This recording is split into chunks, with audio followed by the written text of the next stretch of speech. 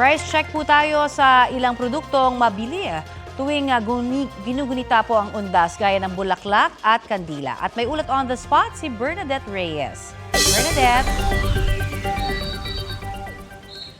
Connie, good news sa mga mamimili dahil ayon sa Department of Trade and Industry ay wala na magiging pagtaas sa presyo ng mga basic commodities and prime commodities o mga pangunahing bilihin hanggang sa matapos ang taon.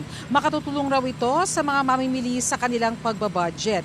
Makikipag-cooperate naman daw ang mga manufacturers para mapanatiling stable ang presyo. Samantala sa pag-iikot ng DTI ngayong umaga ay nakita nila na mas mababa pa nga sa SRP o suggested retail price ang presyo ng mga bottled water at kandila na mabenta tuwing undas. Payo ng DTI sumangguni sa kanilang SRB guide para makita ang basihan ng presyo. Samantala, mababa pa ngayon ang presyo ng mga bulaklak sa Dangwa sa Maynila. Bukod sa mga rosas na ayon sa ilang nagtitinda, kakaunti ang supply ngayon kaya umaabot sa 350 pesos ang isang bundle. Mas murang alternatibo naman ang orchids na 300 pesos at Malaysian mums na 150 pesos. Connie, sa mga susunod na araw ay nakatakda rin na maglibot ang DTI sa mga tindahan ng mga Christmas lights para masiguro ang kalidad ng mga produkto. Connie? Maraming salamat, Bernadette Reyes.